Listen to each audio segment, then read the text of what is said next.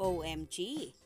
Kimi, natameme sa mga papuring narinig mula kay Paulo.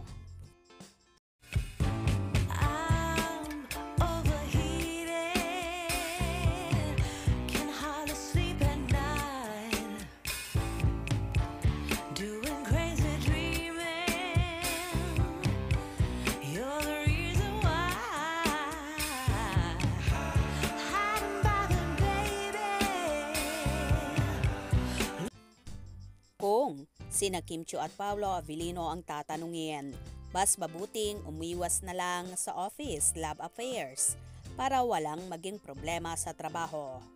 Office romance ang isa sa tema ng Philippine adaptation ng hit Korean series na What's Wrong with Secretary Kim. Kaya naman natanong ang lead stars nitong sina Kim at Paolo kung approve ba sila sa konseptong ito. Sa kwento ng serye, gaganap si Kim bilang si sekretary ni Brandon Manansala, ang karakter ni Paulo na magkakainlaban sa isa't isa matapos ma-develop bilang mag-boss. Ayon kay Paulo, hindi talaga maiiwasan ang dalawang magkatrabaho na ma-inlove sa isa't isa.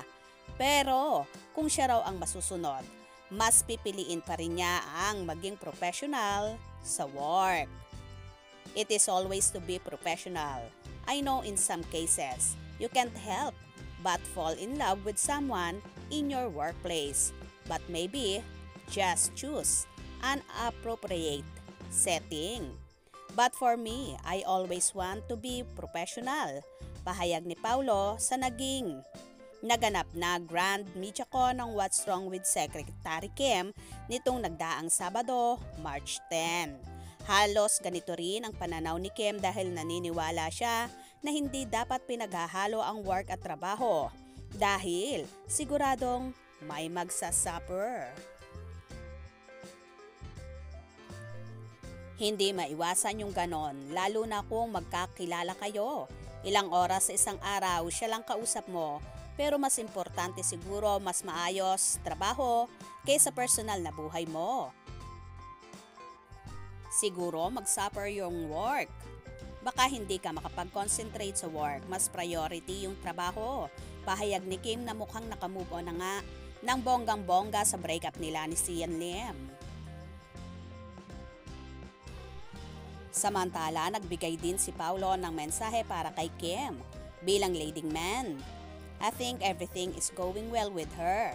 It is just one aspect but everything is going well for her. I think she knows. She just has to be more positive. I don't see anything wrong with Kim. She is beautiful. She has a wonderful and beautiful career as well.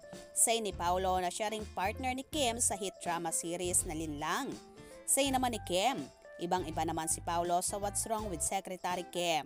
He's very professional and funny now.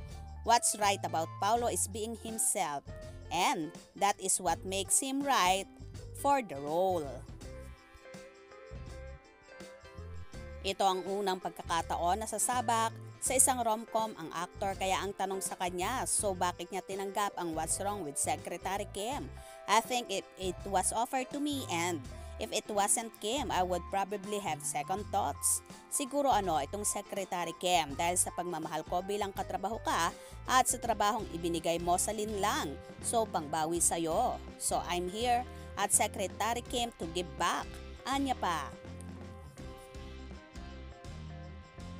Wow, nakakataba naman ang puso ang mga papuring binanggit ni Paulo para kay Chinita Princess.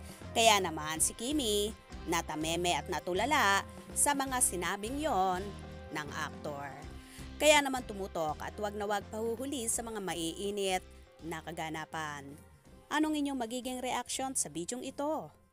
Comment below.